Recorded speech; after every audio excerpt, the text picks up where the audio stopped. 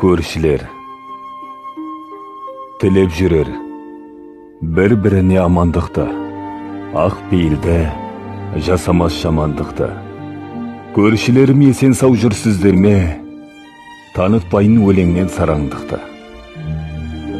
Берік тұр ынтымағы құламайтын, әр көршімнің өзіме сыр айқын, бір-бірінің міндерін жауып тұрған, артық сөзбен мұқатып сынамайтын. Сіздермен өтті талай тамаша күн, сіздермен жаным гүлдеп жарасамын. Сендерсің өткенімнің куәгері, болар бәлкім сендермен болашағым.